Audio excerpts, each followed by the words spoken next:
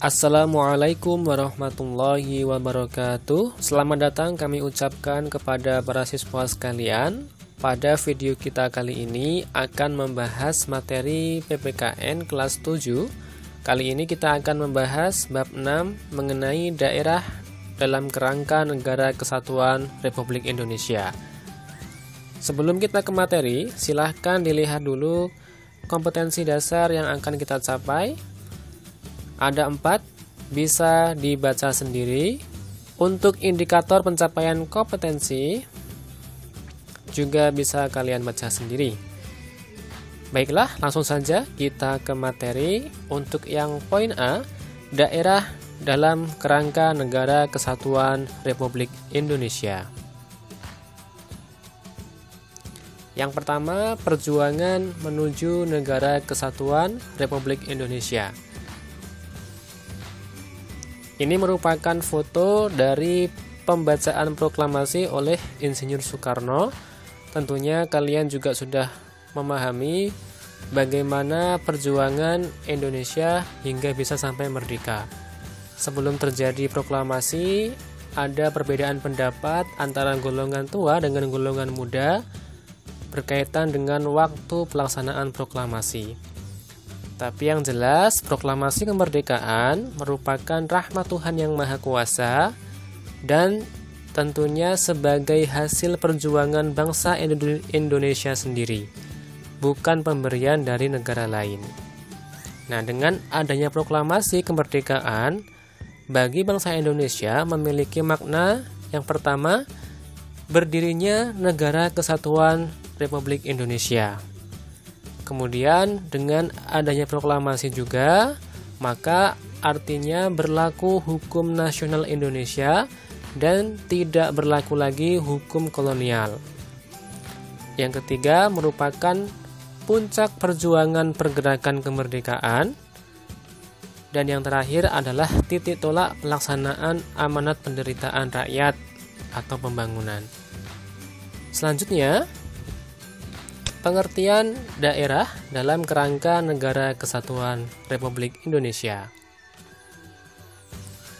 Negara Kesatuan Republik Indonesia adalah negara kesatuan dengan sistem pemerintahan daerah yang berasaskan desentralisasi, dekonsentrasi, dan tugas pembantuan.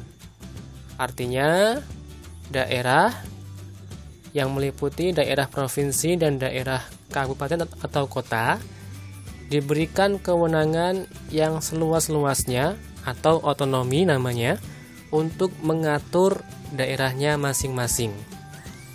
Jadi, dengan adanya otonomi daerah, maka setiap daerah di Indonesia memiliki kewenangan untuk mengatur daerahnya masing-masing. Nah, pemberian otonomi seperti ini diarahkan untuk mempercepat terwujudnya kesejahteraan masyarakat melalui peningkatan pelayanan, pemberdayaan, dan peran serta masyarakat. Seperti pada gambar ini, merupakan pusat kesehatan masyarakat atau puskesmas yang merupakan salah satu bentuk pelayanan dasar pemerintah daerah kepada masyarakat.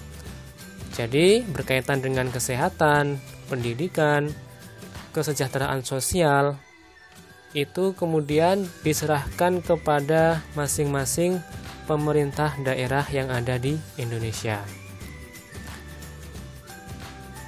Sampai saat ini, Indonesia memiliki 34 provinsi dan setiap provinsi masih dibagi lagi menjadi pemerintah daerah tingkat kabupaten atau kota. Nah, setiap pemerintah daerah tersebut memiliki kewenangannya masing-masing untuk mengatur daerahnya. Selanjutnya, peran daerah dalam kerangka Negara Kesatuan Republik Indonesia. Seluruh daerah di Indonesia memiliki peranan penting dalam perjuangan merebut dan mempertahankan kemerdekaan Negara Kesatuan Republik Indonesia. Demikian juga dalam mengisi kemerdekaan untuk mewujudkan cita-cita nasional dan tujuan negara saat ini. Artinya setiap daerah punya peran yang penting dalam perjuangan kemerdekaan dan dalam mengisi kemerdekaan. Mari kita lihat dulu dalam perjuangan kemerdekaan. Kedatangan bangsa Portugis, Belanda, dan Jepang di wilayah Indonesia yang diteruskan dengan penjajahan mendapat perlawanan dari bangsa Indonesia di berbagai daerah. Selama penjajahan Belanda, banyak perlawanan, antara lain perlawanan rakyat Aceh dipimpin oleh Cut Nyak-Dien, ini foto beliau. Kemudian perlawanan di daerah Jawa dengan tokohnya seperti Pangeran Diponegoro. Di Kalimantan, rakyat melawan penjajah dipimpin oleh Pangeran Antasari, dan perlawanan Sulawesi dengan tokoh Sultan Hasanuddin. Ini merupakan contoh saja karena setiap daerah memiliki tokoh masing-masing yang begitu banyak dalam melawan penjajahan pada saat itu. Kemudian setelah itu berlanjutlah perjuangan merebut kemerdekaan yang awalnya melalui fisik berubah strategi setelah kebangkitan nasional 1908. Sebelumnya bersifat fisik kedaerahan menjadi perjuangan dengan mengutamakan organisasi dan bersifat nasional.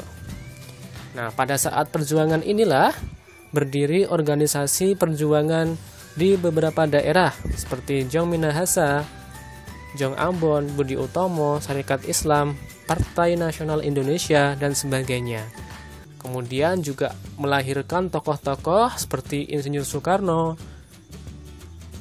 kemudian juga ada Ki Hajar Dewantara, Muhammad Hatta, dan lain sebagainya. Artinya pada saat itu juga daerah memiliki peranan yang penting. Kemudian setelah itu perjuangan mempertahankan kemerdekaan. Perjuangan ini terus berlanjut setelah kemerdekaan untuk mempertahankan kemerdekaan dari keinginan Belanda untuk menjajah kembali Indonesia. Jadi ini setelah adanya proklamasi. Berbagai peristiwa sejarah mencatat kegigihan para pejuang Indonesia dalam mempertahankan kemerdekaan.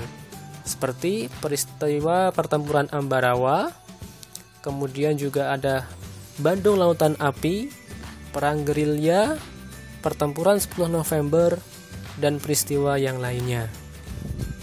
Ini merupakan foto Kolonel Sudirman dalam memimpin Palagan Ambarawa. Kalau ini adalah foto Bung Tomo dalam memimpin Perang Surabaya tanggal 10 November 1945. Itulah peran daerah dalam perjuangan kemerdekaan. Kemudian selanjutnya peran daerah dalam kerangka Negara Kesatuan Republik Indonesia saat ini. Kita lihat ada beberapa peranan. Yang pertama, mempertahankan bentuk dan keutuhan Negara Kesatuan Republik Indonesia, meningkatkan kesejahteraan masyarakat dalam bidang kesehatan, pendidikan, dan pendapatan masyarakat. Kemudian memajukan bangsa melalui inovasi dan kreativitas aparatur sipil negara di daerah. Kemudian juga tentunya melaksanakan pembangunan nasional dan mengembangkan kehidupan bermasyarakat, berbangsa, dan bernegara yang demokratis. Sebagai contoh di sini pembangunan jalan di perbatasan Indonesia dan Malaysia di Kalimantan untuk mendukung kemajuan daerah. Artinya pada saat ini peran daerah lebih kepada pembangunan nasional, kemudian memajukan masyarakatnya dan meningkatkan kesejahteraan setiap rakyatnya. Itulah tadi perjuangan saat memperjuangkan kemerdekaan dan perjuangan saat ini yang dilakukan oleh setiap daerah di Indonesia. Tentunya setiap daerah memiliki peran yang sangat penting dalam kerangka Negara Kesatuan Republik Indonesia. Selanjutnya, yang ketiga, mempertahankan Negara Kesatuan Republik Indonesia.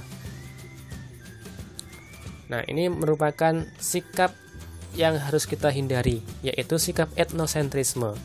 Apa itu?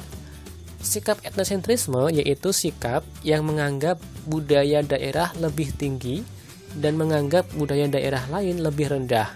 Ini harus dihindari dalam masyarakat Indonesia. Karena apa? Karena sikap ini dalam kehidupan akan menimbulkan banyak dampak negatif. Cirinya seperti apa? Seperti contohnya sikap mengutamakan kelompok daerahnya.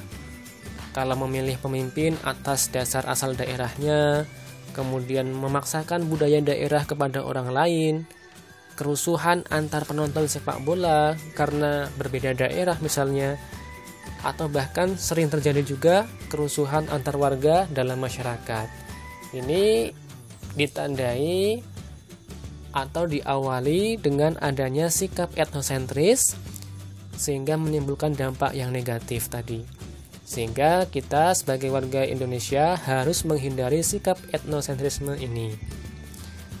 Itulah materi kita kali ini mengenai daerah dalam kerangka Negara Kesatuan Republik Indonesia. Semoga bisa bermanfaat. Assalamualaikum warahmatullahi wabarakatuh.